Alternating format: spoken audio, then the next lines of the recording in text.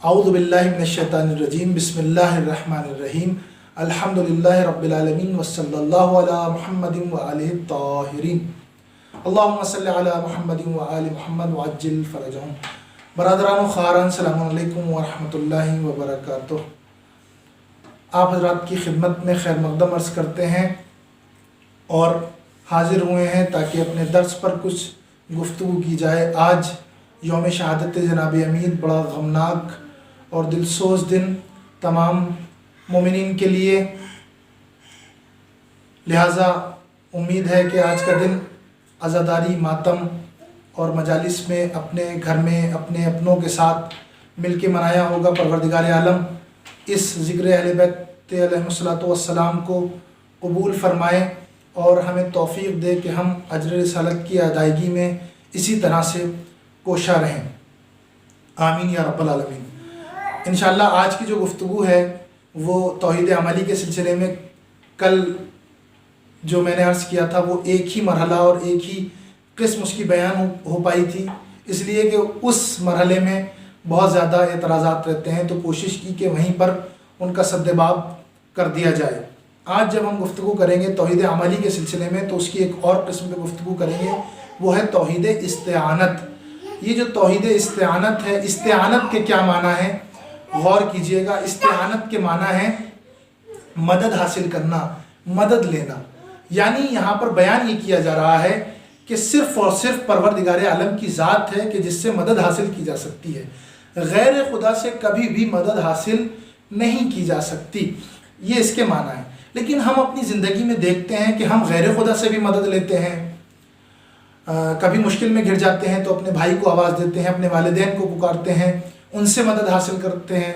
ठीक है, या ये भी एक मदद है कि अपने घर से दूसरी जगह पे जाना है तो एक सवारी की ज़रूरत पड़ती है, गाड़ी की, टैक्सी की, कार की, बाइक की, तो इनसे मदद हासिल करना हो गया। प्लेन से जाते हैं, रेलवे से जाते हैं, तो ये तमाम की तमाम चीज़ें बात करनी है तो मोबाइल से बात करनी है। क्या चीज़ है भाई? जब हम कह रहे हैं कि मदद खुदा से हासिल करनी है तो फिर इन तमाम चीज़ों से कैसे मदद हासिल करनी है और इनका क्या हासिल करना जायज़ है कि नहीं जायज़ है।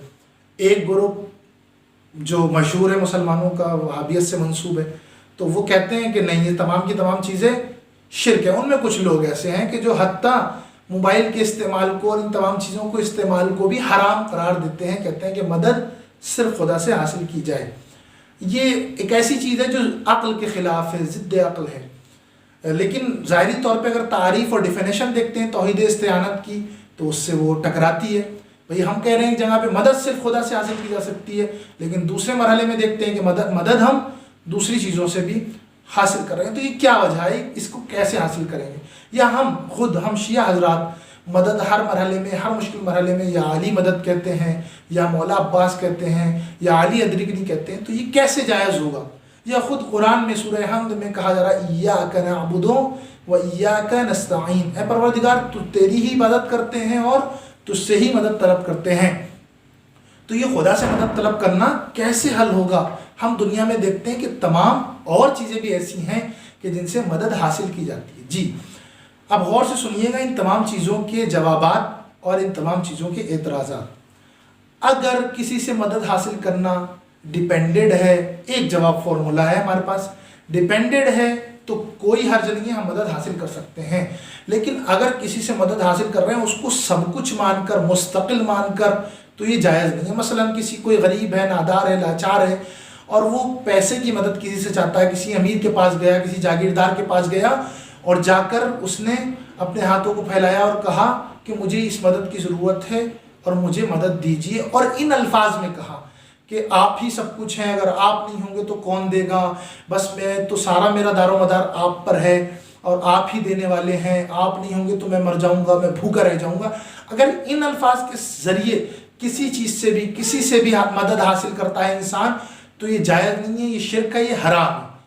हाँ, अगर वो किसी से मदद हासिल करता है और ये तसव्वुर अपने जहन में लेके चलता है कि असल मदद देने वाला परवरदिगार है और उसका ज़रिया बहुत सारे लोग हो सकते हैं, तो यहाँ पर इस चीज़ का हासिल करना जायज़ हो सकता है। हम अपने अकीदे में जो अपनी मुश्किलों में अपने मौला को पुकारते हैं या अली मदद कहते हैं, ये या अली मदद कहना یہ عقیدہ ہے ہمارا. ہماری نظر میں یہ رہتا ہے کہ پروردگار نے مولا علی کو یہ اختیار دیا ہے کہ وہ لوگوں کی مدد کریں. یعنی ہم جب یہ علی پکارتے ہیں تو ہمارے ذہن میں رہتا ہے کہ اللہ کی مدد کو علی کے ذریعے سے حاصل کر رہے ہیں، اللہ کی مدد کو جناب عباس کے ذریعے سے حاصل کر رہے ہیں. یہ ہمارا عقیدہ ہے کیونکہ پروردگار نے یہ اختیار ان کو دیے ہیں. تو اس طرح سے اگر ہمارا عقیدہ ہے تو بالکل جائز ہے، بلکہ ثواب ہے. خدا کی ہی مدد کو حاصل کر رہے ہیں، کیونکہ خدا کی جو مدد ہے، خدا بطور مستقیم تو ہماری مدد کے لیے نہیں آتا ہے. وہ جو ہماری مدد ہمیں مدد دیتا ہے، حاصل کراتا ہے، تو وہ کبھی ملائکہ کے ذریعے، کبھی فرشتوں کے ذریعے، کبھی کسی کے ذریعے، کبھی معصوم علیہ السلام کے ذریعے کراتا ہے. لہذا اس کے ذریعے بہت سارے ہو سکتے ہیں، لیکن اصل مدد خدا کی ہوتی ہے. لیکن اگر کوئی انسان یہ عقیدہ رکھے کہ مدد حاصل کرتے میں یا علی کہتے میں کہ بس مدد صرف اور صرف خدا کی ہے، تو اس میں اگر بعرض معذرت اگر کوئی یہ عقیدہ رکھے کہ مدد حاصل کرتے میں یا علی کہتے میں کہ نہیں، مستقل طور پہ میں علی کو پکارتا ہوں اور یہ جو علی کو پکارنا ہے یہ خدا ہونے کی حیثیت سے ہے، تو یہ ہرگز جائز نہیں، شرک ہے. لہٰذا سیدھا سا ہمارا عقیدہ ہے کہ مدد اللہ کی ہوتی ہے اور ہم پکارتے کسی کے بھی انداز میں سکتے ہیں اور کسی کی بھی صورت میں ان کو پکار سکتے ہیں. اگلا مرحلہ جو توحید کا ہے وہ میں جلدی عرض کرتا چلوں. وہ توحید اطاعت ہے، توحید در اطاعت ہے. اطاعت میں توحید، اطاعت کے کیا معنی ہے؟ یعنی کسی کے حکم کو ماننا، کسی کے فرمان کو ماننا، کسی کی بات کو ماننا اور تسلیم کرنا. جی اطاعت جو ہوگی، حکم جو ہوگا وہ صرف اور صرف پروردگار کا ہوگا، اور کسی کا بھی حکم غیر خدا کا حکم نہیں مانا جا سکتا اور تسلیم نہیں کیا جا سکتا ہے. پس ہم اگر دیکھتے ہیں تو ہم تو مولا کے حکم کو بھی مانتے ہیں حدیث کی شکل میں، رسول کے حکم کو بھی مانتے ہیں حدیث کی شکل میں. تو یہ شرک ہو گیا کیا؟ نہیں، ہرگز شرک نہیں. خدا کا حکم مانا جائے گا یا خدا نے جن کو اختیار دیا ہے ان کا حکم مانا جائے گا. خداوند عالم قرآن مجید میں صریحاً کہہ رہا ہے، یا ایھا الذین آمنوا اطیعوا اللہ واطیعوا الرسول واولی الامر منکم.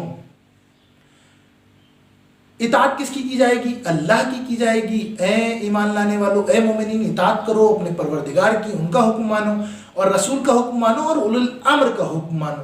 یہ جو رسول کا حکم ماننے کو کہا جا رہا ہے، یہ جو اولی الامر کے حکم کو ماننے کو کہا جا رہا ہے، یہ در حقیقت خدا کی ہی اطاعت ہے جو رسول اور آل رسول کی شکل میں ہم مانتے ہیں. لہٰذا شرک یہاں پر نہیں کہلایا جائے گا. لیکن اگر کوئی بھی انسان غیر خدا کے حکم کو یہ سوچ کر مانتا ہے کہ وہی خدا ہے اور اس کے حکم کو ماننا چاہیے، تو یہ شرک ہے. آئیے حضرات آگے بڑھتے ہیں اور اس مرحلے تک پہنچتے ہیں توحید در محبت.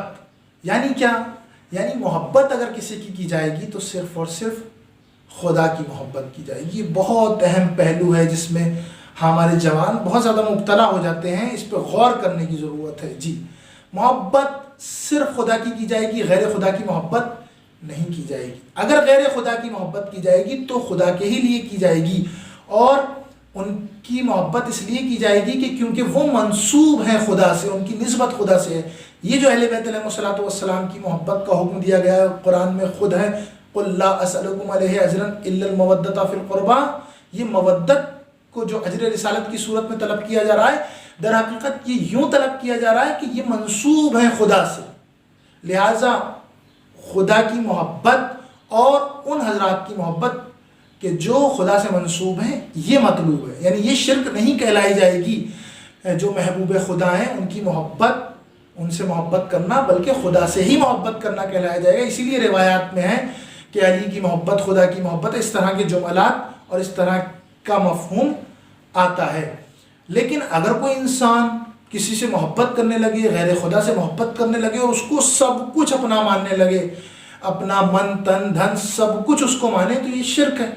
کہے میری دنیا تم ہو، میری آخرت تم ہو، یہ سب کہے، اگر وہ یہ سب کہتا ہے تو یہ شرک ہے. غیر خدا کی محبت اس طرح سے اپنے دل میں بسانا کہ خدا کو بھول جانا، خدا کو فراموش کر دینا، یہ شرک ہے. کیونکہ ایک دل میں حقیقی دو محبتیں نہیں آ سکتی.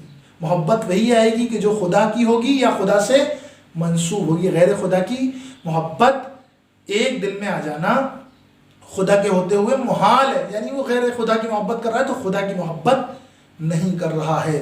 اسی لیے تو جناب یعقوب اور جناب یوسف کا واقعہ آپ لوگوں کو معلوم ہوگا کہ خدا نے ترک اولا مانا اس کو، کہ جناب یوسف کے غم میں اتنا زیادہ روئے تو خدا نے اور زیادہ اس مدت کو بڑھا دیا، جناب یوسف کو جناب یعقوب سے نہیں ملایا، اور پھر جناب یوسف کے بعد انبیاء کا سلسلہ ان کی ذریت میں نہیں رکھا۔ لہٰذا اس چیز کو دیکھنا پڑے گا۔ شرک کے بھی کئی مرحلے ہیں، انشاءاللہ اگلے سیشن میں اس کو بتائیں گے۔ ایک اور مرحلہ جو یہاں پر ہے وہ یہ کہ توحید در توکل، توکل قناعت، یعنی ڈیپینڈ اگر کسی پہ ہونا ہے تو صرف اور صرف خدا پہ، یعنی اگر اپنی زندگی میں کسی کو ماننا ہے کہ مدد دینے والا اور یہ تمام کی تمام چیزیں دینے والا، رزق دینے والا اگر کوئی ہے تو صرف اور صرف خدا ہے، اور خدا کے علاوہ کوئی نہیں ہے۔ اگر خدا کو کے علاوہ کسی کو مانتے ہیں، اگر ڈیپینڈڈ مانتے ہیں تو کوئی حرج نہیں ہے، لیکن اگر مستقل مانتے ہیں تو یہ گناہ ہے اور شرک ہے۔ اسی طرح سے توحید در قرآن ہے، آخری بات ہے توحید در قرآن، یعنی کیا؟ یعنی یہ جو قرآن ہمارے ہاتھوں میں ہے یہ اللہ کا کلام ہے، اور اللہ کے علاوہ کسی نے اس کو نہیں لکھا ہے، اس کو نہیں بھیجا ہے۔